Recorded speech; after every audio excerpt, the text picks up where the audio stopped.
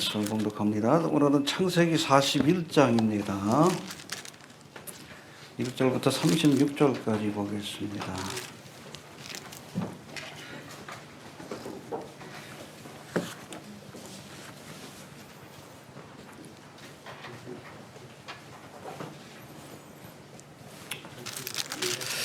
교독합니다. 만 2년 후에 바로가 꿈을 꾼즉 자기가 하숫가에 섰는데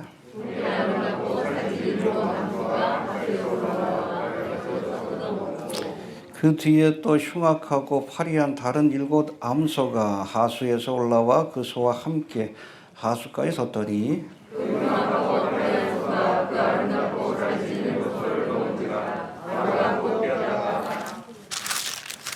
다시 잠이 들어 꿈을 꾸니 한 줄기에 무성하고 충실한 7 이삭이 나오고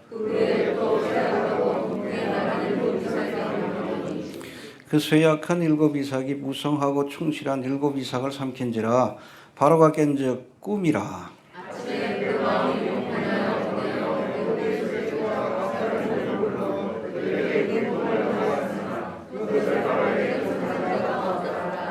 술 맡은 관원장이 바로에게 고하여 가로되 내가 오늘날 나의 허물을 추억하나이다.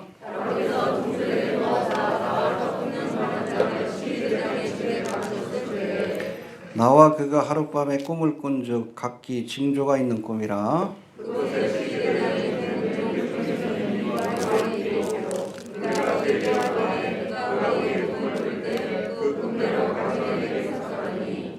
그 해석한 대로 되어 나는 복직하고 그는 메어 달렸나이다. 이에 바로가 보내어 요셉을 부르매 그들이 급히 그를 옥에서 던지나 그들이 옷을 갖고 그 옷을 갈아입고 바로에게 들어오니 바로가 요셉에게 이르되 내가 한 꿈을 꾸었으나 그것을 해석하는 자가 없더니 들은즉 너는 꿈을 들으면 능히 푼다 하더라.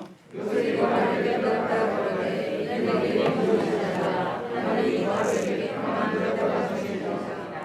바로가 요셉에게 이르되 내가 꿈에 하숫가에 서서 보니 살찌고 아름다운 7 암소가 하숫가에 들어와 바다에서 뜯어먹고 그 뒤에 또 약하고 심히 흉악하고 파리한 7 암소가 올라오니 그같이 흉악한 것들은 애굽 땅에서 내가 아직 보지 못한 것이라. 그 파리하고 흉악한 소가 처음에 7 산지소를 먹었으나 먹은 듯하지 아니하여 여전히 흉악하더라. 내가 곧 깨었다가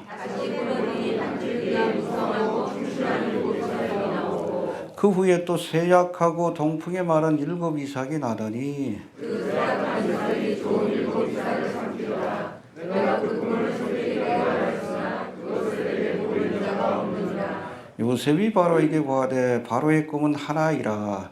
하나님이 그 하실 일을 바로에게 보이심이니이다. 7 조는 암소는 7 배여 7 조는 이삭도 7 배니 그 꿈은 하나이라. 그 후에 올라온 파리하고 흉악한 7 소는 7년이요 동풍에 말라 속이 빈 7 이삭도 7해 흉년이니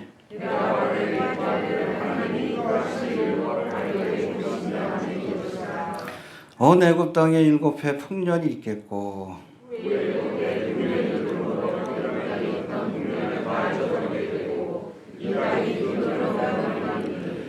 후에든 그 흉년이 너무 심함으로 이전 풍년을 이 땅에서 기억하지 못하게 되리이다. 바로에서 꿈을 꾸어 쫓아오신 것은 하나님이 이를 정하셨으니까 속히 하시니 이제 바로께서 명철하고 지혜 있는 사람을 택하여 애굽 땅을 치리하게 하시고 바로께서는 그에게 사시겠다. 중에 여러 배를 두어 그 7해 풍년에 그 땅에 오를 일을 거두되 그 관리로 장차 올 풍년의 모든 공물을 거두고 그 공물을 바로의 손에 돌려 양식을 위하여 각 성에 적치하게 하소서. 이와 같이 그 공물을 이 땅에 저장하여 그 땅에 있는 땅이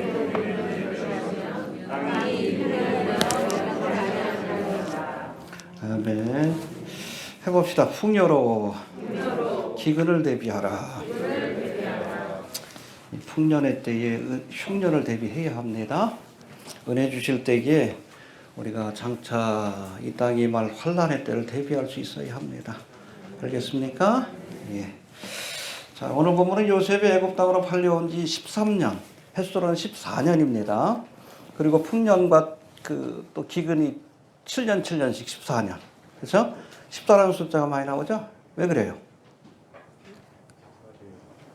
여러분 다윗을 게마트리아로 하면 14입니다. 알겠습니까? 알레페 김메 달레 네 번째 숫자죠. 해 와우 여섯 번째 숫자입니다. 그래서 다윗 하면 이거 달렛하고 와우하고 달레. 그래서 6 더하기 4 더하기 4는 뭡니까? 14. 그래서 마태복음에도 14, 14, 14로 이 다윗의 족보를 나누는 것을 볼 수 있어요. 근데 그런 의미에서 봐도 이 요셉이 바로 다윗의 후손인 누구를? 예수님을 예표하고 있다. 알겠습니까? 예. 우연은 없습니다. 예. 아무튼 팔려온 지 만으로는 13년 그리고 햇수로는 14년입니다. 억울하게 감옥에 갇혀 술 맡은 관원장이 꿈을 풀어준 뒤에 2년 만에 만 2년 만에 바로왕 앞에 서서 그의 꿈을 풀어줌으로 하루아침에 주 예수 신분에서 1인지하 만인지상의 총리 대신이 되는 할렐루야 놀라운 은혜를 경험하게 됩니다. 하나님이 역사하시면 그렇게 되는 겁니다. 알겠습니까? 예. 아무튼 그 과정이 이제 쭉 오늘 41장으로부터 이렇게 자세히 소개되고 있는데 이렇게 총리 대신이 된 요셉이 이제 뭐 다음 시간에 살펴보겠지만 애굽 땅으로 양식을 사러 온 형들을 다시 만나서 자신의 꿈을 이루게 되는 그렇죠? 처음 꾼 꿈이 뭐요? 형의 단들이 자신의 단에게 절하고 할렐루야 해와 달과 11별이 자신에게 절하는 꿈 형들이 자신 앞에 경배하고 절하게 될 것이다. 그걸 그대로 이루게 되는 과정을 41장과 42장에서 보여주게 되는 것을 우리가 알 수 있습니다. 어떤 이 과정을 앞으로 우리가 2주 동안 살펴볼 터인데 그 전에 우리가 먼저 지난 시간에 배운 말씀들을 잠깐 한번 복습해 봅니다. 요셉이 억울한 누명을 쓰고 감옥에 갇혔지만 하나님은 이곳에서 왕의 술 맡은 관원장을 만나서 그의 꿈을 해석하게 하심으로 훗날 요셉이 바로왕 앞에 서게 하십니다. 할렐루야. 우연한 만남은 없어요? 필연적인 만남입니다. 우리가 좋은 사람을 만나야 돼. 알겠습니까? 인생을 살면서 어떨 땐 보면 좀 만나지 말아야 될 사람들을 만나는 경우도 있는데 아무튼 좋은 사람을 만나야 합니다. 알겠습니까? 술 맡은 관원장과 떡 굽는 관원장 모두 하나님 주신 꿈을 꾸었지만 한 사람은 구원을 받고 한 사람은 심판을 받았습니다. 해봅시다. 하나는 구원을 받고 하나는 심판을 받았다. 예, 한 번 죽는 것은 사람에게 정해진 것이고 그 후에는 이 심판 때에서는 천국 갈 자와 지옥 갈 자가 나뉘어집니다. 오늘 죽어도 천국 갈 확신이 있습니까? 아니라면 심각하게 금식을 해서라도 하나님 앞에 매어 달리세요. 우리에게 주어진 기회와 시간이 얼마 남지 않았습니다. 오늘 보니까는 엊그젠가 뉴스가 나온 것 같은데 이스라엘이 지금 유럽에 가스를 수출하기로 계약을 체결했어요. 그렇게 되면 지금 러시아가 유럽 국가들을 흔드는 그 가장 큰 무기가 뭐예요? 가스예요. 가스 패권. 그리고 여러분 러시아 경제 30%가 가스 수출로 벌어들인 돈을 가지고 운영이 돼요. 근데 가스 수출길이 막히면 러시아는 심각한 상황에 빠지게 되고 푸틴도 정권을 유지할 수가 없어요. 결국엔 이것을 막기 위해서라도 러시아가 이스라엘을 칠 수밖에 없는 상황이 옵니다. 하나님께서 갈고리로 꿰어서 끌고 나온다 그랬어요. 어쩔 수 없이 끌려가는 거예요. 곡가마옥의 전쟁. 하나님의 뜻을 이루기 위한 과정입니다. 눈앞에 와 있어요? 많은 신학자들은 이 곡가마옥 전쟁 직전에 직후라고 얘기하는 분도 계시지만 하여튼 이 전쟁을 전후해서 교회가 이 땅에서 사라지는 휴거의 사건이 있을 것으로 보고 있습니다. 그래야 여러분 이스라엘 명 회복의 시간 7년 대원란이 펼쳐질 수 있기 때문에 그래요. 얼마 남지 않았습니다. 예수님과 함께 십자가에 못 박힌 두 강도들도 한 사람은 구원을 받고 한 사람은 심판을 받았습니다. 어떻게 보면 우리들이 두 강도요. 마지막으로 기회를 주신 거예요. 보라 지금은. 그러나 여러분 그 시간이 그렇게 마냥 주어지는 게 아니에요. 구원의 자리에 서시길 바랍니다. 기회를 놓치지 않길 바랍니다. 뒤에도 다시 한번 설명하지만 해봅시다. 기회를 놓치지 마라. 예. 요셉이 그 꿈을 해석해 줌으로 구원을 받은 술 맡은 관원장은 보니까 요셉을 잊어버렸다. 24절에서는 나를 좀 기억해 줬어. 리멤버미. 예? 나를 좀 바로 앞에 서게 되면 좀 나를 기억해서 나 억울하게 이렇게 감옥살이하고 옥살이하고 또 뭐 종살이 했으니까 나 좀 감옥에서 풀려날 수 있도록 나를 기억해 달라고. 근데 뭐라고 돼 있어요? 술 맡은 관원장은 기억지 아니했다. 해봅시다. 기억지 아니했다. 그러나 하나님은 기억하셨습니다. 할렐루야. 그래서 우리가 사람 의지하면 안 돼. 누구만 의지해야 돼요? 알겠습니까? 사람은 날 도와주지 않아요. 도울 의지도 없고 도울 힘도 없어요. 방백들 의지하지 말고 도울 힘이 없는 인생도 의지하지 마라. 누구만? 하나님만. 그 말씀이 오늘 또 반복이 됩니다.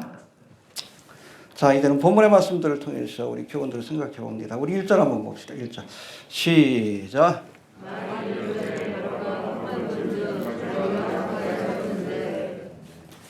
만 2년이 언제부터 만 2년입니까? 요셉이 술 맡은 관원장의 꿈을 해석해 준 지 2년의 시간이 지난 뒤에, 그러니까 풀타임이에요. 2년의 시간이 온전히 흐른 시점에 이번에는 누구의 꿈을 해석해 주게 됩니까? 할렐루야. 믿습니까? 2년 전 요셉이 술 맡은 관원장의 꿈을 해석해 줄 당시 요셉은 당신이 득이하면 바로에게 구하여 나를 건져달라 부탁했지만 술 맡은 관원장은 요셉을 기억지 않았다. 잊어버렸다라고 말씀합니다. 그런데 이 일이 있은 지 정확히 2년 만에 이번에는 바로 왕이 하나님이 주신 꿈을 꾸게 되었고 요셉이 이 꿈을 해석해 주기 위해 바로 앞에 불려가게 됩니다. 할렐루야. 술 맡은 관원장은 요셉을 잊어버렸지만 하나님은 잊지 않으시고 저로 하여금 바로 앞에 설 수 있도록 인도해 주셨습니다. 믿습니까? 흥미로운 과정이지만 생각해 보세요. 만약 2년 전에 술 맡은 관원장이 요셉을 기억해서 그때 요셉이 감옥에서 풀려났으면 어떻게 됐을까? 고향으로 갔겠죠. 바로 앞에 설 수 있는 기회가 없었을 거예요. 잘 들으세요. 술 맡은 관원장이 요셉을 기억지 못한 것도 하나님의 뜻이고 다시 기억하게 하신 것도 하나님의 섭리와 경륜입니다. 할렐루야. 우린 이해가 안 되지만 왜 나를 기억하지 못하나? 이해가 안 될 때가 있어요. 사망의 음침한 골짜기를 지날 때 왜 하나님께서 나로 하여금 이렇게 2년 동안이나 또다시 사망의 음침한 골짜기를 지나게 하실까? 근데 하나님은 다 계획이 있어. 그렇죠? 하나님은 다 계획이 있습니다. 알겠습니까? 해봅시다. 하나님은 계획을 갖고 계시다. 다 알려주시지 않으니까 답답할 뿐이지. 그래서 우리가 하나님을 믿고 우리가 신앙생활 할 때는 다 알고 가려고 하면 안 돼.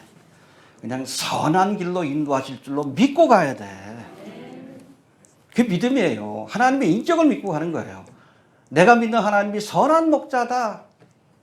어떨 때도 사망의 음침한 골짜기를 지날 때도 다 뜻이 있어서 나로 하여금 이 고난을 겪게 하시는 것이다. 알겠습니까? 여길 통과해야 푸른 초장 맑은 시냇물가가 나오는 거예요. 2년의 고난의 과정을 거쳐야 바로왕 앞에 설 수 있는 겁니다. 알겠습니까? 네. 고난도 하나님의 뜻이고 또 넘어지게 하는 것도 하나님의 뜻이고 세우는 것도 하나님의 뜻입니다. 이 모든 것을 합력하여 하나님의 선을 이루시는 하나님의 경륜과 섭리를 바라봐야 합니다. 그래서 우리 요셉의 일생에서 계속 반복되는 것이 바로 하나님은 섭리 하나님이시다. 요셉의 일생을 하나님께서 붙드시고 인도하신 것처럼 우리의 삶도 하나님께서 이끌어 주실 줄로 이렇게 믿으시길 바랍니다. 알겠습니까? 네. 자, 그렇다면 요셉이 바로왕 앞에 서기까지 왜 하나님께서는 2년의 시간을 더 두게 하셨는지, 2년의 시간이 가진 신앙적 의미가 무엇인지 한번 생각해 봅니다. 먼저 여러분, 이 2년의 시간은 요셉에게 주어진 마지막 연단과 시험의 기간입니다. 여기까지 참을 수 있는지. 할렐루야. 해봅시다. 마지막 시험의 기간이다. 술 맡은 관원장의 꿈을 풀어줄 당시 요셉은 곧바로 풀려날 줄 알았어. 근데 이후로도 2년의 시간을 더 감옥에서 보낸 뒤에 비로소 감옥에서 나올 수 있었던 겁니다. 할렐루야. 이때 요셉의 나이가 몇 살? 30세입니다. 뭐 뒤에 나옵니다. 다음 시간에 살펴볼 텐데. 46절에. 그러니까 17살 나이에 애굽 땅에 끌려와서 몇 년 동안? 13년. 만으로는 13년. 햇소로는 14년 동안 억울한 종살이, 옥살이를 한 뒤에 비로소 왕의 부름을 받을 수 있었던 겁니다. 할렐루야. 네. 아마 이 13년의 기간 중에 가장 힘든 순간이 언제였을까요? 마지막 2년이지. 이때는 금방 나갈 줄 알았는데 희망을 품은 거예요. 술 맡은 관원장이 풀려났으니까. 그런데 희망이 절망으로 바뀌면서 언제 빠져나올지도 모르는 감옥 생활을 2년 동안이나 더 한 거예요. 가장 힘든 시간이지. 하지만 이러한 시험과 연단이 있었기에 요셉이 바로 앞에 설 수 있었던 것이고, 또 애굽의 총리 대신이 되어서 애굽 땅과 이스라엘을 구원하는 사명을 감당할 수 있었던 겁니다. 할렐루야. 그렇죠? 보디발의 집에서도 총무의 역할을 했고, 그렇죠? 전옥에서도 감옥의 모든 일들을 다 총괄하고, 하나님께서 훈련하신 거예요. 뭘 하게 하시려고? 애굽 땅을 맡기시오. 할렐루야. 또 연단하신 거예요. 뭘? 하나님만 의지하는 사람이 되게 하려고. 사람에게 실망해 하나님만 바라보지. 그래서 연단과 시험의 기간입니다. 그것은 요셉을 쓰기 위한 하나님의 계획된 시간이라는 것을 기억할 수 있게 되길 바랍니다. 해봅시다. 하나님은 일꾼을 쓰시기 전에 먼저 시험하시고 연단하시다. 여러분, 예외가 없어요. 예수님의 제자들도 3년 동안 주님과 함께 그야말로 제자 훈련을 한 뒤에 먹고 마시면서 비로소 사도의 사명을 감당한 거예요. 알겠습니까? 이거 되시죠? 출애굽의 영 모세는 몇 년? 80년이에요. 40년 동안 교육받고. 그렇죠? 그러니까 모세오경을 쓸 수 있는 거예요. 그 당시 그 도서관에 있던 모든 책들 다 받겠지. 전승들이야 이런 것들. 그러니까 모세오경을 쓸 수 있는 겁니다. 창세기부터 우리가 쭉 봤잖아요. 그리고 40년 동안 연단을 받았어. 왜?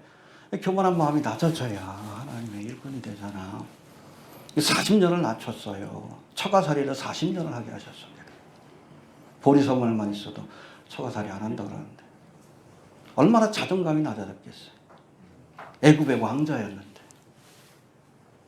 낮추시고 나서 쓰시는 거예요. 할 수 있다 그럴 때는 하나님 안 쓰십니다. 나는 못합니다. 거기까지 낮아져야. 요셉도 그랬지. 2년 동안 나는 쓸모없는 인생이다. 그럴 때 하나님께서 쓰시는 거 아니에요. 해봅시다. 쓰시기 전에 시험하신다. 그래서 야고보 1장 12절의 말씀에도 시험을 참는 자는 복이 있다. 테스트. 하나님이 시험할 때 그것을 참는 자는 복이 있다. 이 시험에서 옳다 인정함을 받으면, 이 시험을 통과하면 하나님이 저에게 사명을 맡기시고, 할렐루야, 또 생명의 면류관을 주실 것이다 라고 약속하고 계십니다. 믿습니까? 여러분, 시험을 나갈 때에 왜 나를 시험하나? 사랑하니까 쓰시려고 시험하는 거예요. 기뻐하시길 바랍니다. 왜 내게 이 고난과 시험이 있는가? 하나님께서 우리의 믿음을 인정하시고 쓰시기 위해서 시험하시는 겁니다. 저도 목회하면서 시험이 많았어. 고난이 많았어요. 어려움이 많았습니다. 초창기. 교회를 내가 계속 해야 되나 말아야 되나, 그렇게 한 10년 이상을 지냈으니까. 지금 생각해보면 하나님께서 시험하시고 연단하신 기간이에요. 할렐루야. 하나님만 바라보게 하시고. 믿습니까? 그 과정이 있으니까 지금 이 사역을 감당할 수 있는 거지. 해봅시다. 시험하신다. 네, 반드시 쓰시기 전에는 시험하십니다. 하나님의 법칙이에요. 기억할 수 있게 되길 바랍니다. 두 번째, 요셉이 바로왕의 부름을 받기까지 보내야 했던 만 2년의 시간은 하나님의 때를 기다리기 위한 시간입니다. 하나님의 때가 있어요. 알겠습니까? 바로왕 앞에 설 때가 있는 겁니다. 뭐 풍년과 흉년이 있기 직전에 서야 될 거 아니에요. 해봅시다. 하나님의 때를 기다리는 시간이다. 여러분 전도서 3장에 보니까 천하의 범사가 기한이 있고 모든 목적이 이룰 때가 있다. 할렐루야. 날 때가 있고 죽을 때가 있고 살릴 때가 있고 죽일 때가 있고 세울 때가 있고 넘어뜨릴 때가 있고 평화할 때가 있고 전쟁할 때가 있고. 여러분 헬라에서 시간을 의미하는 단어가 두 가지가 있는데 카이로스라는 시간이 있고 크로노스라는 시간이 있습니다. 여기서 크로노스는 여러분 설명해서 아시겠지만 1시간, 2시간 아니면 1시, 2시처럼 물량적인 단위를 나타내는 시간입니다. 지금 몇 시다? 크로노스입니다. 여기에 반해서 카이로스는 특별한 때를 나타내는 시간이에요. 어떤 특별한 사건이 일어나는 그 순간. 요셉이 애굽 땅에 끌려온 지 13년 만에 술 맡은 관원장의 꿈을 풀어준 지 2년 만에 바로왕을 만난 그 순간이 바로 카이로스의 시간이에요. 이때를 맞추기 위해서 하나님께서 2년을 기다리게 하신 겁니다. 우리가 하나님의 때를 기다릴 줄 알아야 돼. 이해가 됩니까? 우리가 뭐 지난 시간에 살펴봤지만 에베소 5장 16절의 말씀이 뭐예요? 세월을 때가, 여기서 세월이 영어로는 타임이라고 되어 있고 헬라어로는 카이로스예요. 하나님 주신 이 카이로스의 시간을 구속하여 내 것으로 만들어라. 놓치지 말아라. 은혜 받을 만할 때 은혜 받고, 그렇죠? 하나님께서 허락하신 카이로스의 시간을 놓치지 않는 자가 지혜로운 자예요. 할렐루야. 여러분 흥미로운 것은 헬라 신화에도 카이로스라는 신이 있어요. 기회의 여신이라고 얘기를 합니다. 근데 이 신은 발에 날개가 달려 있어. 그래서 기회가 왔을 때 빨리 잡아야지. 그래서 후딱 도망가 봐요. 또 그런데 이 기회의 신은 앞머리는 길어. 뒷머리가 민머리야. 그래서 앞에 올 때 딱 잡아야지. 지나고 나서 잡으려고 허전해. 기회를 놓치지 말라는 거예요. 세월을 아끼라. 할렐루야. 요셉에게는 여러분 바로왕 앞에 그 서는 그 순간을 위해서 하나님께서 14년 동안 연단하신 거예요. 준비시킨 겁니다. 알겠습니까? 총리 대신이 될 수 있는 그 훈련과 연단을 하신 거예요. 14년 동안. 그 카이로스의 시간에 맞추기 위해서. 그런가 하면 여러분 이 마지막 때를 사는 우리에게도 하나님께서 허락하신 카이로스의 시간이 있어요. 뭡니까? 우리가 기다리는 카이로스의 시간은 휴거의 사건입니다. 여러분 요셉이 이 카이로스의 시간을 맞이하기까지 14년 동안이나 인내했어요. 고난 속에서도 참고 인내했습니다. 마지막 때를 사는 우리도 하나님 우리에게 약속하신 이 카이로스의 시간 반드시 옵니다. 그때까지 인내하십시오. 인내하는 게 믿음이에요. 너희에게 인내가 필요하면 하나님의 뜻을 행한 뒤에 약속하신 것. 우리에게 약속한 게 뭐예요? 어떤 사람이 휴거돼요? 인내하는 사람.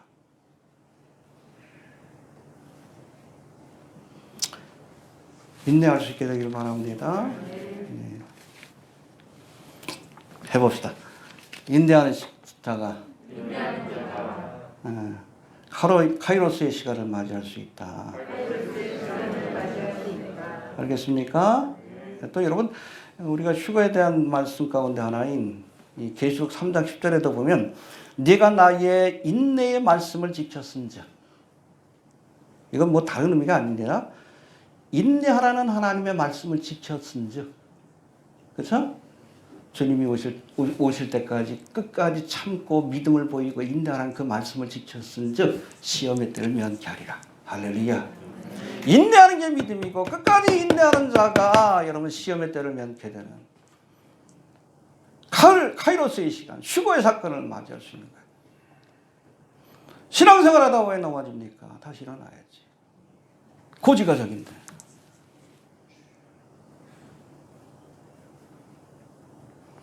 여러분, 요셉은 종살이 옥살이 하면서 14년을 지났어. 기다렸어. 뭐 힘들다고. 자유의 몸으로 뭐 힘들다고. 그것도 못 기다려.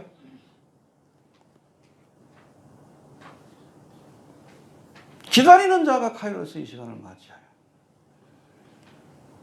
잊어버리지 않기 바랍니다. 넘어졌다면 다시 일어서십시오. 뭐가 중요해 도대체? 응? 아까 뭐 믿음 생활 넘어진 분들 보면 그래. 뭐가 중요해? 뭐가? 어? 남겨지면 어떡할 거예요? 저를 원망할 겁니까? 하나님을 원망할 거예요. 뭐가 믿음이요? 끝까지 인내하는 게 믿음이요. 약속을 붙들고 그 약속이 성취될 때까지 카이로스의 시간까지 인내하는 것이 믿음이에요. 시대 징조를 통해서 얼마 남지 않았다는 것을 보여주시잖아요. 지금까지 잘해왔는데 왜 넘어집니까? 뭐가 중요하다고? 돌아와야 돼. 남겨지지 말고 다시 시작합시다. 인내하는 자가 카이로스의 시간을 맞이할 수 있는 겁니다. 알겠습니까? 네. 자, 이제는 꿈에 관한 이야기인데 1절부터 7절 그리고 17절부터 24절에는 바로가 꾼 꿈에 관한 말씀이 나오는데 하수에서 7마리의 파리한 소가 7마리의 살진 소를 잡아먹는 그런 꿈과 또 7개의 마른 이삭이 충실한 7 이삭을 삼키는 꿈인데 25절에 보면 이 꿈은 하나라고 이렇게 설명합니다. 25절 한번 봅시다. 시작.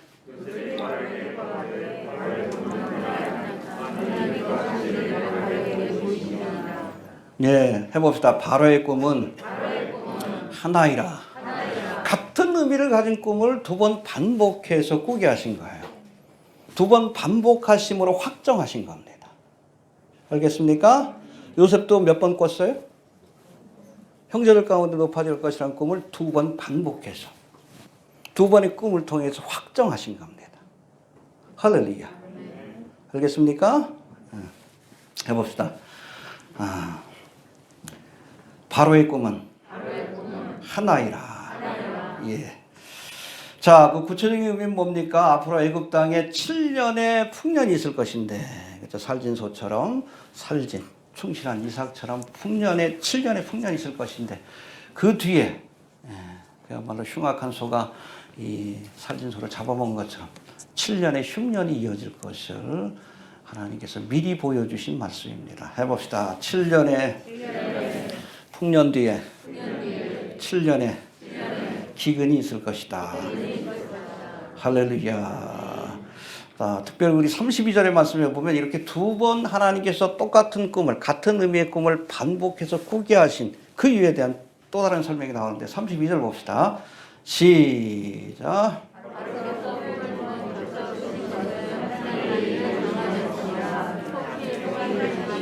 예, 하나님의 뜻이 정해졌음을 확실하게 보여주기 위해서 2번 반복한 겁니다. 알겠습니까? 아까도 얘기했지만 요셉도 똑같은 꿈을 2번 반복해서 꿨고, 그렇죠? 술 맡은 관원장과 떡 굽는 관원장도 그렇죠? 똑같은 꿈이에요. 왕 앞에 나가서 심판을 받는 꿈입니다. 근데 한 사람이 하나씩, 2사람이 2번의 꿈을 꾼 겁니다. 할렐루야. 믿습니까? 네. 해봅시다. 2번의 꿈을 통해 확증하셨다. 이게 여러분 신명기 19장에도 여기에 관계된 말씀이 나오는데 송사에 관한 규례를 정한 신명기 19장 15절에 보면 사람이 아무 악이든지 무릇 범한 죄는 한 증인으로만 정할 것이 아니요 2 증인의 입으로나 3 증인의 입으로 그 사건을 확정할지니라. 재판을 할 때는 누가 저 사람 살인하는 거 내가 봤어요. 한 사람 가지고는 안 돼. 적어도 2사람. 두세 증인이 똑같은 이야기를 할 때에 기소가 되는 거예요. 재판이 성립이 되는 겁니다. 알겠습니까? 예. 그런가 하면 디모데후서 5장 19절에도 보면 장로에 대한 송사는 여기서 목회자입니다. 응? 목회자가 잘못했을 때 교회에서 재판을 열잖아요. 송사를 할 때는 반드시 두세 증인이 없으면 받지 말 것이다. 알겠습니까? 한 사람이 아유 목사님이 뭐 저거 했다고. 아니요. 한 사람만 이야기할 때는 그거를 재판에 회부해서는 안 되는 거예요. 적어도 두세 증인이 똑같은 증언을 해야 그래야 그것이 확정될 수 있다. 할렐루야. 똑같은 꿈을 반복하게 하시는 것, 딴 게 아니에요. 하나님께서 이 일을 반드시 이룰 것을 확정하기 위해서, 확실히 보여주기 위해서 두 번의 꿈을 꾸게 하신 겁니다. 해봅시다. 두 번의 꿈을 통해 확정하셨다. 하나님이 바로왕에게 같은 의미를 가진 꿈을 두 번 반복하여 꾸게 하심으로 이것이 반드시 이루어질 것임을 확정한 것처럼 다니엘서에도 같은 의미를 가진 꿈을 두 번 반복해서 꾸게 하신 사건이 있어요. 그게 뭐예요? 다니엘 2장과 7장에 나오는 꿈입니다. 2장에 무슨 꿈이 있어요? 느부갓네살 왕이 꾼 거예요. 첫 번째 증인이에요. 신상의 관. 그렇죠? 바벨론으로부터 10불과 10개의 발가락으로 된 마지막 때에 등장할 적그리스도의 나라. 그리고 뜨인 돌이 이것을 다 무너뜨리는 인류의 역사에 관한 그런 비전을 보여주신 겁니다. 할렐루야. 첫 번째 증인이에요. 근데 똑같은 꿈을 7장에서는 누가 꿔요? 다니엘이 꿔요. 이번에는 짐승의 모습으로. 여러분, 적그리스도의 나라가 세상 사람들에게는 아름다운 그런 금신상 같아. 그러나 우리 믿음의 사람들에게는 짐승의 정부입니다. 10불로 상징되는. 두 개의 증인이 있죠? 두 증인이 하나의 꿈씩, 두 번의 꿈을 통해서 하나님께서 반드시 이 사건을 이룰 거라고 확정하신 거예요. 근데 여러분, 종말에 관한 그 예언의 말씀은 두 명의 증인만 있는 게 아니야. 마지막 한 증인이 또 있습니다. 신약시대. 누구예요? 다니엘 2장과 7장이 꿨던 꿈을 똑같이 비전을 통해서 본 사람이 있어요. 그게 바로 사도 요한입니다. 이해되시죠? 좀 더 자세하게. 거기 뭐 짐승에 관한 비유도 나오고 쭉 나오잖아요. 그래서 여러분, 저도 이 종말과 주의 오심에 관한 그런 예언의 말씀은 세 명의 증인이 등장하는 거예요. 느부갓네살, 다니엘, 사도 요한. 왜 세 증인을 내세웠습니까? 반드시 이루어질 것이다. 세 번 말씀하신 거예요. 세 명의 증인에게 보여주시고, 느부갓네살에게 보여주시고, 이방인이죠? 그렇죠? 다니엘에게 보여주시고, 구약의 선지자죠? 그리고 사도 요한에게 보여주시고, 신약의 사도입니다. 세 명의 증인을 통해서 요한계시록의 예언이 반드시 이루어질 것임을 도장을 찍은 거예요. 근데 왜 안 믿어? 근데 왜 안 믿어? 하나님이 확정하신 일인데 증인을 3명씩이나 불러다. 그런데 왜 안 믿어요?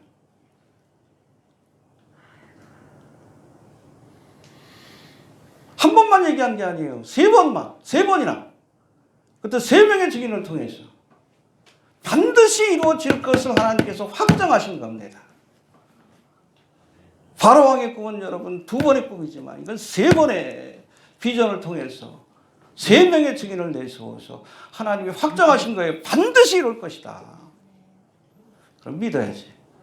그거 안 믿으면 기독교인 아니에요.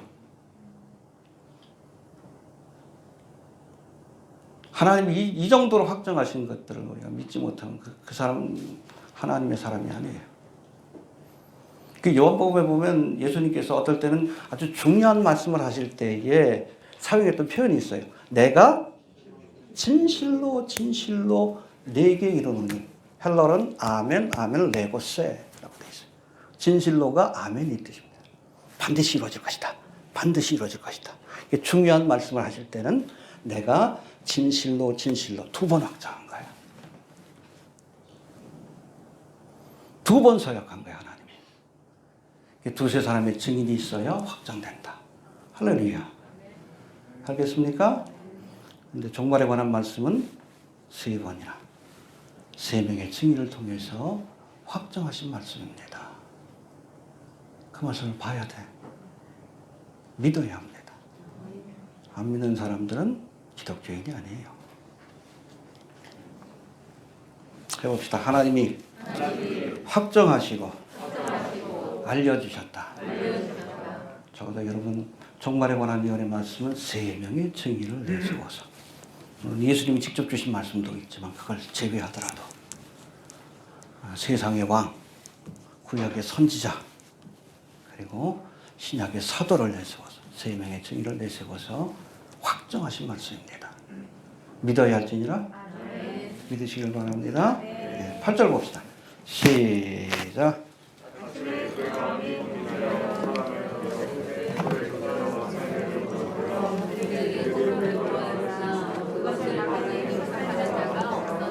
예, 뭐 몽조에 있는 꿈을 꾸니까 누굴 불렀어요? 이 바로왕이 술객들과 박사들을 불러가지고 꿈을 이야기했지만 해석하는 자가 없더라.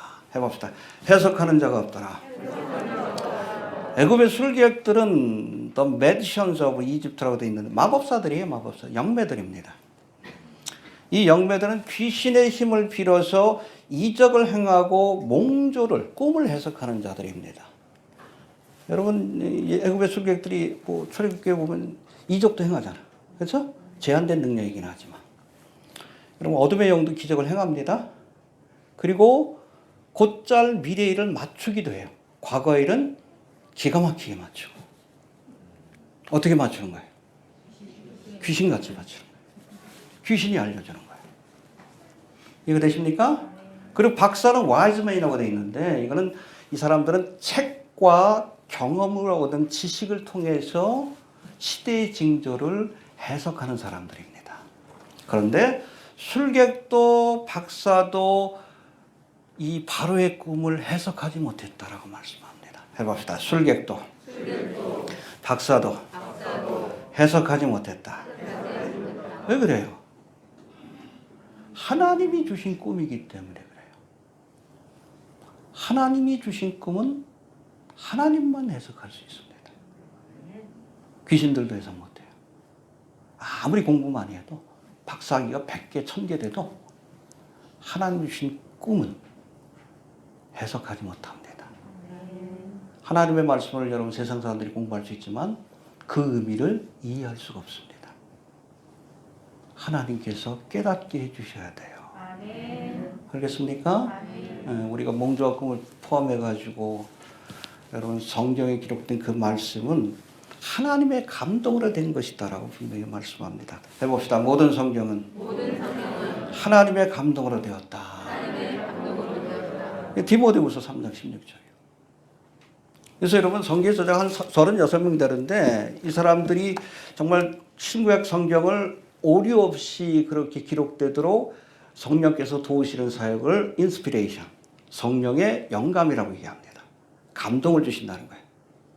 그래서 성령의 영감으로 기록된 이 말씀은 반드시 성령이 조명해 주셔야 이해할 수 있습니다. 딸딸 배워도 이해 못해. 저도 경험했어요. 뭐 고등학교 1학년 때부터 뭐 교회를 다니고 성경 열심히 봤지만 안 믿어져. 이해가 안 돼.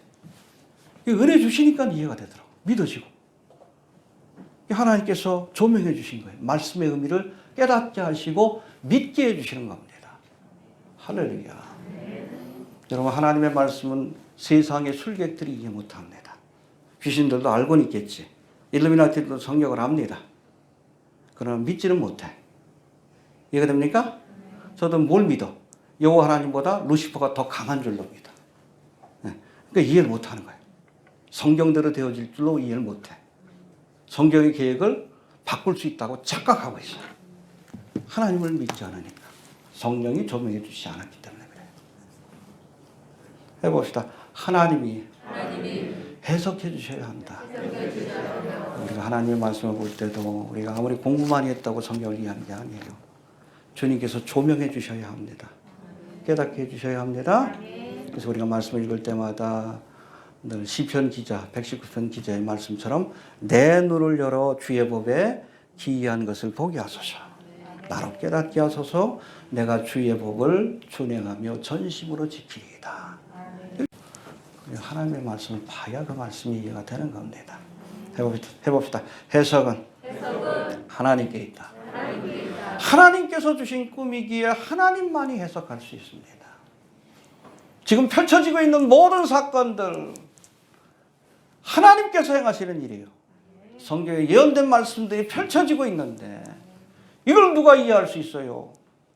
하나님이 깨닫게 해주셔야 이해할 수 있는 거예요. 알겠습니까? 여기 온 분들 보면 저도 신기해요. 어떻게 이 마지막 때를 깨달았는지. 하나님이 깨닫게 해주신 거예요. 저도 그래요. 저도 이 사역을 시작하기에 하나님께서 어떻게 이 성경 말씀, 이 마지막 때를 깨닫게 해주셨는지 먼저 감사했어요. 많은 목회자들이 여기에 관심도 없고 깨닫지 못하고 있는데 하나님께서 깨닫는 은혜를 주셨구나. 그래서 제가 초창기에 사역하면서 찾아오는 분들한테 꼭 물어봤어요. 어떻게 알았어요? 어떻게 알았어요? 하나님의 은혜가 아니면 깨달을 수가 없어요. 수많은 기독교인들이 있지만 여러분 주님이 오신다는 사실을 깨닫는 사람이 얼마나 돼? 미국에서 사역하는 목회자들도 그래. 너무 미국 교회가 깨어나지 못해가지고 한 5% 10%밖에 안 된대. 우리는 0.5%도 안 되는데.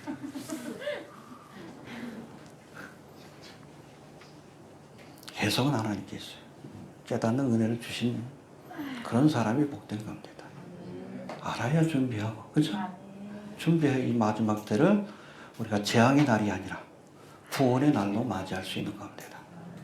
할렐루야. 네. 해봅시다. 깨닫게 해주셔야 한다. 술객과 박사는 결코 해석하지 못합니다. 여호와의 신에 감동된 요셉만이 해석했어요. 이해가 되시죠?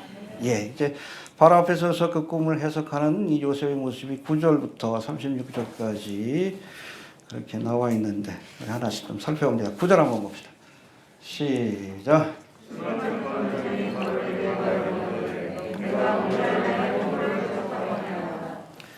예, 바로왕이 꿈의 의미를 알지 못해서 번민하고 있을 때에 술 맡은 거 하는 장은 비서실장이니까 그 제일 측근에서 보니까 꿈 때문에 고민하는 그 모습을 보니까 갑자기 뭐가 생각났어요?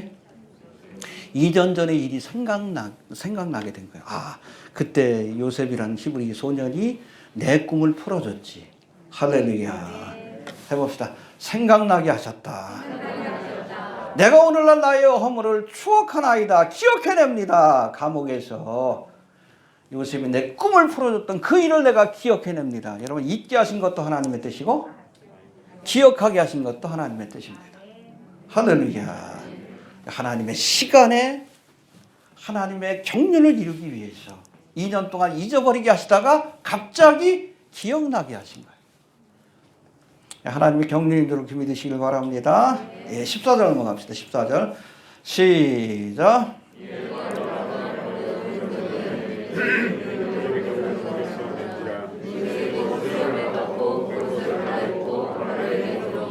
네, 평상시처럼 거기에서 그냥 열심히 그냥 뭐 전업을 도와가지고 감옥 일들을 돌보던 이 요셉에게 갑자기 왕이 부르신다는 소식이 들려온 겁니다. 휴거의 사건도 그래요. 갑자기 그 날이 올 겁니다. 갑자기 왕이 부르신다. 믿습니까? 합시다. 갑자기 부르셨다. 뜻하지 않은 시간과 뜻하지 않은 장소에서. 마태복음 24장에도 뭐 휴거에 관한 말씀을 하면서 뭐라고 해요? 맷돌을 갖다가 한 여자는 들림을 받고 한 여자는 남겨지고 밭에서 두 사람이 일하다가 한 사람은 뜻하지 않는 시간과 장소에서 주님께서 부르실 거예요. 준비하고 있길 바랍니다. 해봅시다. 갑자기 부르셨다. 갑자기 부르셨지만 그래도 왕 앞에 나가려니까 여러분 예를 갖춰야 돼. 어떻게 했습니까? 14절 다시 봅시다. 시작.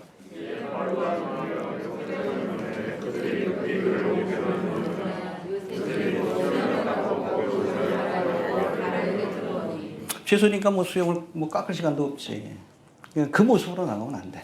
수염을 깎고 옷을 갈아입고 주님 앞에 나갈 때는 이 죄의 모습으로 옛사람의 모습으로 나가면 안 됩니다.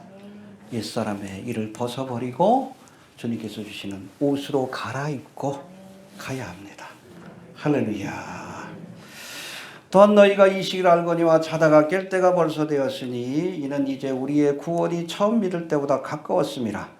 밤이 깊고 낮이 가까웠으니 그러므로 우리가 어둠의 일을 벗어버리시길 바랍니다. 죄된 삶의 모습을 벗어버려야 돼.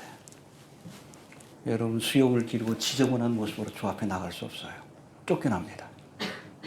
어둠의 일을 벗고 빛의 갑옷을 입자. 의의 옷으로 갈아입고 왕 앞에 나가야 합니다.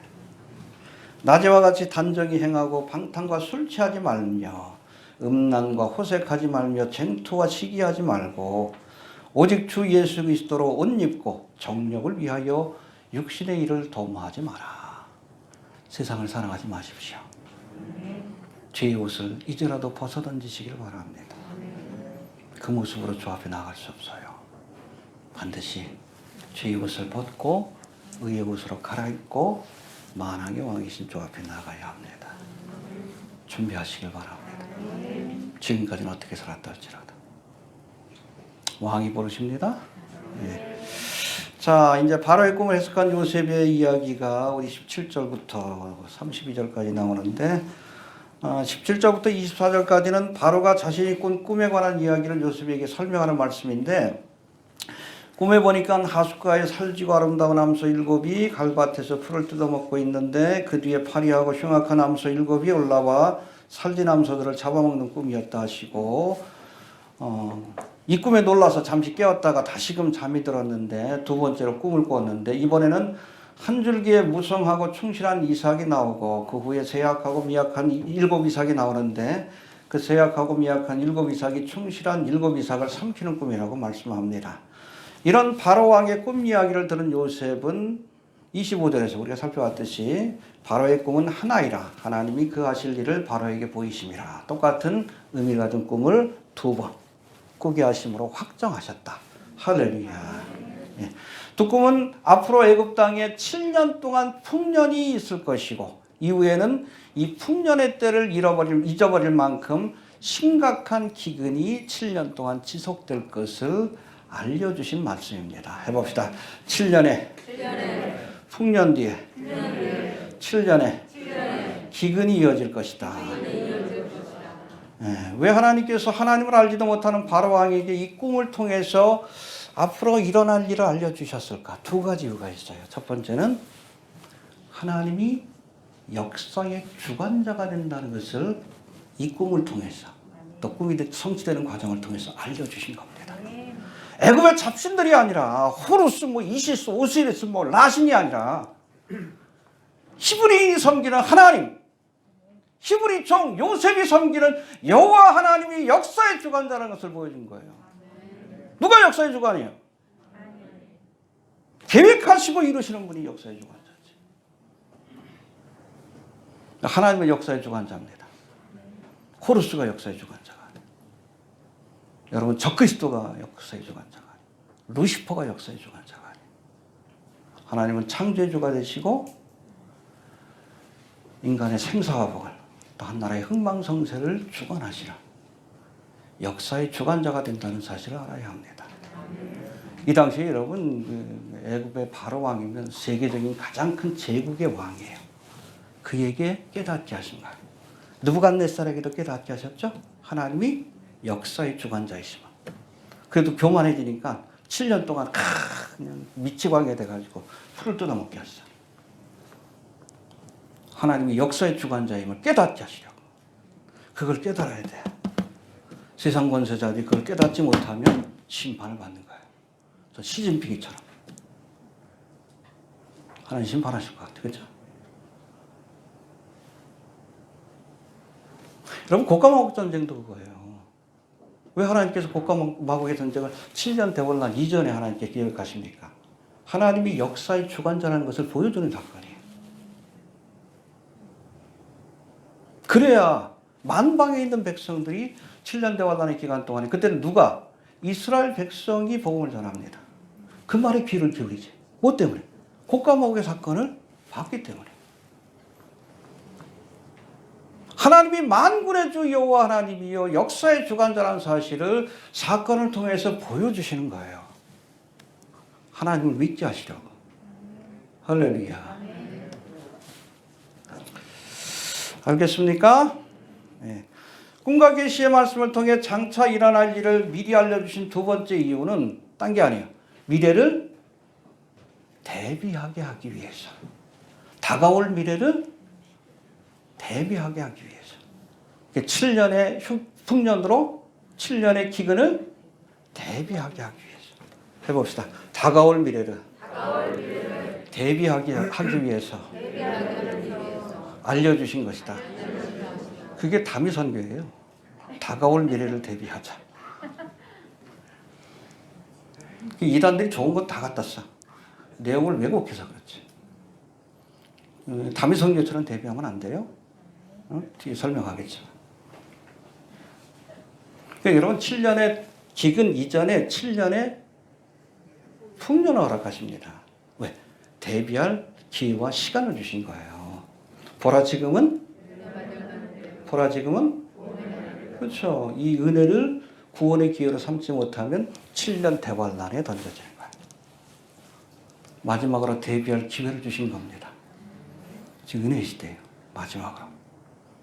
예수의 이름을 부르기만 하면 성령을 부어주시고 믿음을 부어주시는 할렐루야. 네. 지금 은혜의 때지만 심판의 때가 옵니다. 왜 7년에 여러분 풍년을 허락하신가? 딴 거 아니에요. 다가올 재앙을 대비하라고. 우리가 대비할 수 있는 건 뭐 딴 거 없어. 이 땅에 남아있으면 7년 대환을 겪어야 돼. 응? 휴거되어야 합니다. 휴거될 수 있도록 우리의 믿음을 돌아보고 그렇게 대비하라고 시간을 주고 계시는 겁니다. 해봅시다. 풍년으로 기근을 대비하라. 할렐루야. 네. 자, 이제 33절부터 36절까지는 요셉이 바로 왕의 꿈만 해석하는 것이 아니라, 그러니까 32절까지는 꿈을 해석하는 것이고 33절부터는 무슨 내용이 나옵니까? 우리 33절 한번 봅시다. 시작.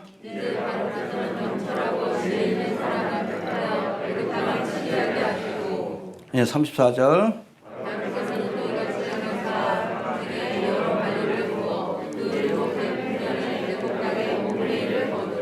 예, 그러니까 앞으로 있을 일에 대해서 먼저 얘기해주고, 그렇죠? 꿈을 해석해줍니다. 해석자의 역할을 하고, 그걸로 그친 것이 아니라, 그렇다면 이 기근을 어떻게 대비할 수 있는지 그 구체적인 해결 방법을 알려준 거예요.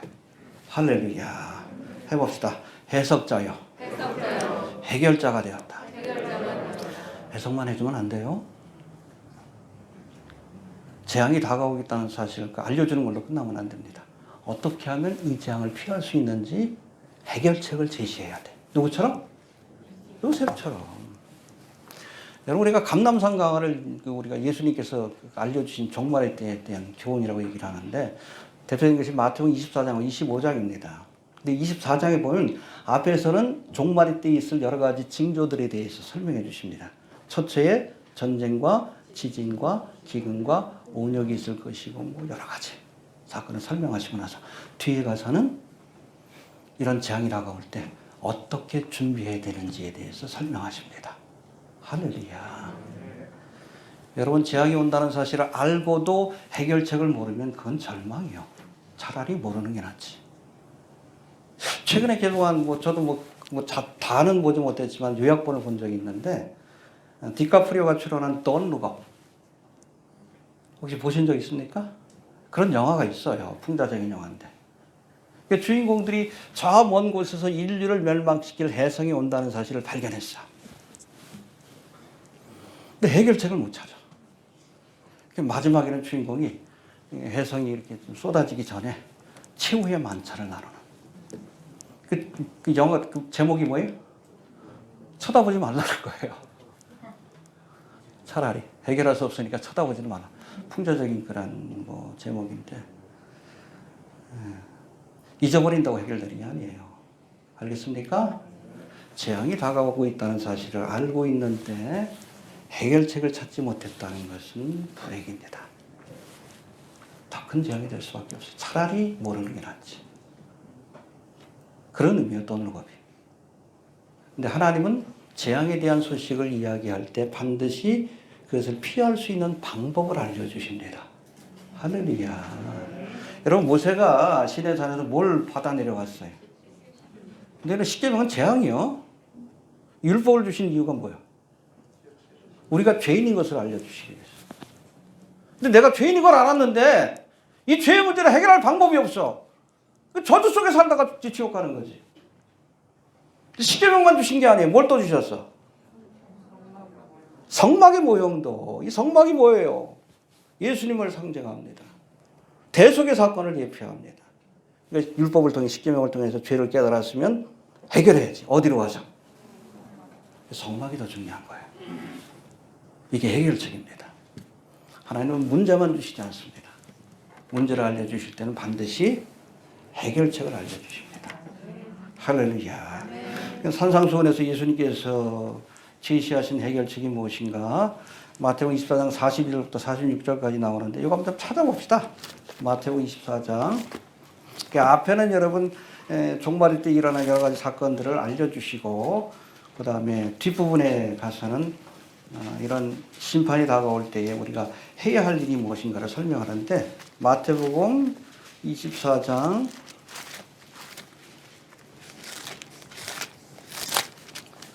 42절부터 봅시다. 42절부터 46절까지 시작.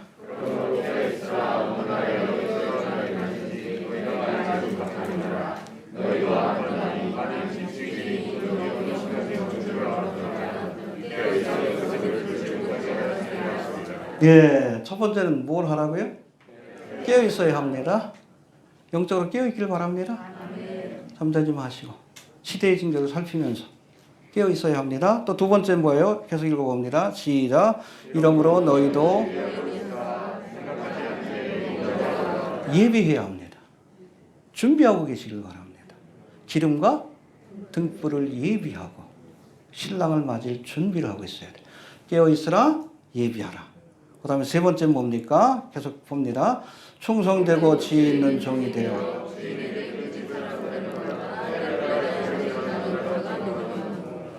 예, 주어진 일에 충성하십시오. 세 가지예요. 알겠습니까? 종말의 때를 대비하는 세 가지. 첫 번째 뭐예요? 깨어 있어라. 두 번째는 예비하라. 그리고 세 번째는 맡겨진 일에 충성하십시오. 맷돌질하는 거면 열심히 맷돌질해요. 밭가는 일이면 열심히 하시길 바랍니다. 요셉도 여러분 처음부터 하나님의 일을 한 거 아니에요. 열심히 감옥에서도 보디발의 집에서도 열심히 일했더니 결국에는 애굽 땅을 살리고 이스라엘을 살리는 하나님의 일을 감당하게 된 거예요. 열심히 사십시오. 마지막 때가 됐다고 뭐 다미 선비처럼 그냥 흰옷 갈아입고 그냥 직장도 그만두고 학교도 그만두고. 그때 그런 사람이 있었어요. 제가 아는 사람도. 대학부 부장님이 그래가지고 난리가 난 적이 있어. 장로 후보였는데 은행 부원장까지 부행장인가요? 꽤 높은 직급이고 아들도 뭐 서강대를 다니고 은행 그만두고 학교 그만두고 거기 가가지고 이러다가 나중에는 소식도 끊어졌어. 그렇게 하면 안 돼. 끝까지 충성하십시오. 아멘. 알겠습니까? 해봅시다. 깨어라. 예비하라. 충성하라. 요거를 좀 더 구체적으로 설명한 것이 바로 여러분 깨어서 예비하라. 열처녀의 비유고. 그리고 맡겨진 일에 충성하라. 달란트의 비유예요. 이게 연결되는 거예요. 이해가 됩니까? 24장에서 그런 말씀을 하고 구체적으로 어떻게 되는지에 대해서 25장에서 깨어서 예비하는 것이 뭔가 열처녀의 비유를 통해서 알려주시고 그리고 충성하는 것이 무엇인가 달란트의 비유를 통해서 알려주신 겁니다. 해봅시다. 깨어서 예비하고 주어진 일에 충성하라. 그런 자가 복이 있습니다. 알겠습니까? 주님 오실 때 칭찬받고 상급받고 그런 자에게 복이 있어요. 주님 오시면 임박합니다. 깨어 계시를 바랍니다. 늘 깨어 있으세요. 제가 뭐 시대의 징조에 관한 글도 딴 거 아니에요. 깨어 있으라고 제가 올리는 겁니다. 깨어 있으라고. 모든 소식을 다 알리진 않아요. 어둠의 세력들이 득세하는 모습을 보면서 깨어 있어라. 중동의 상황이 성경의 예언대로 대응하는 모습을 보면서 깨어 있어라. 깨어 있으라고. 그리고 준비해야 합니다. 기름과 등불을, 성령의 기름을 준비하시고, 우리가 등불을 준비하시고, 주님 오시면 맞이할 수 있도록. 그리고 맡겨진 사명에 충성하십시오. 마지막 때가 되니까 대충 살아도 된다. 그게 다미선교예요. 마지막 때니까 더 열심히 살아야 합니다. 그 충성을 보시고 큰 것으로 맡겨주시는 거예요. 이해가 되시죠? 예. 그리고 마지막으로 36절 봅시다. 시작. 36절 시작. 이와 같이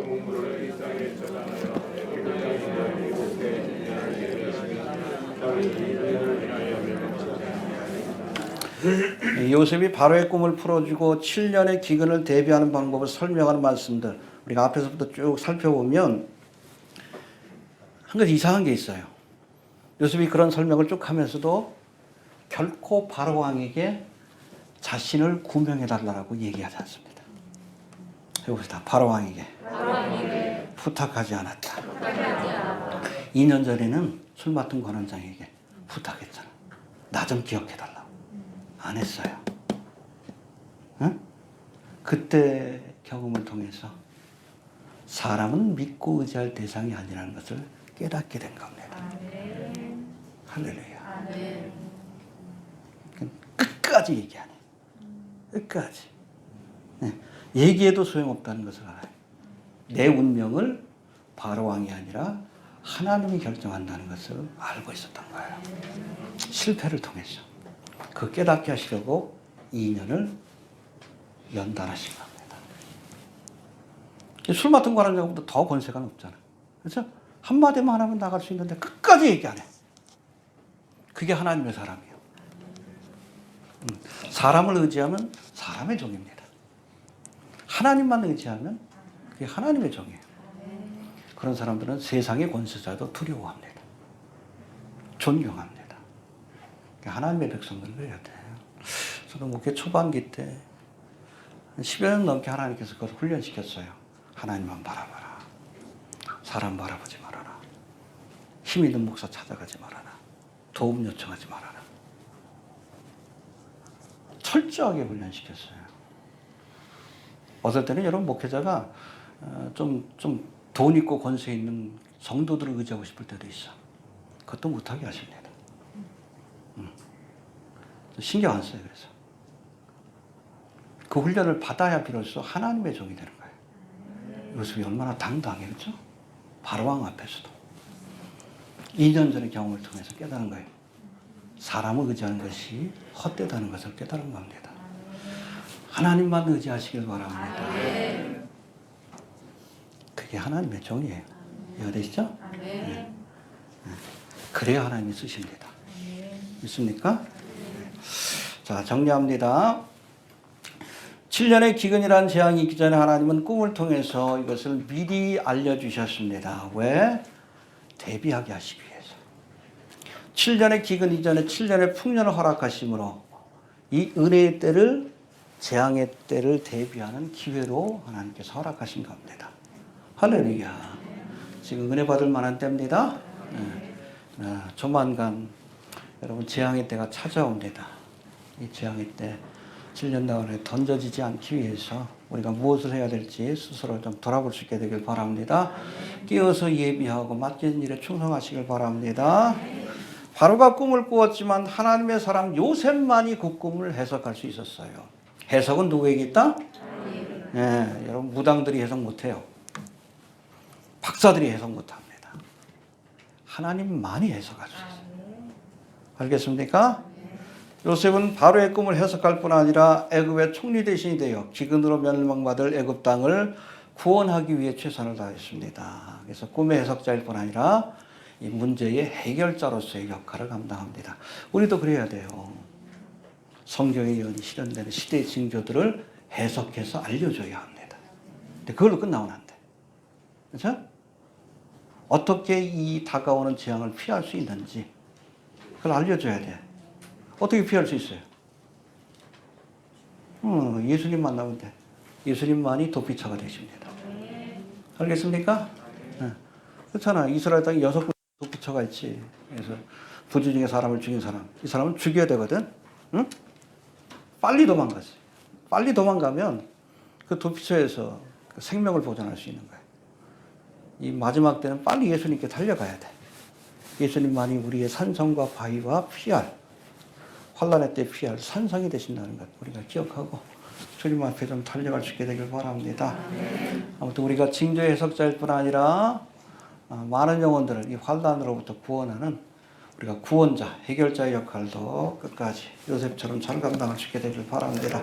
주신 말씀 붙들고 기도합니다. 하나님 은혜를 감사합니다. 오늘도 귀한 말씀을 통해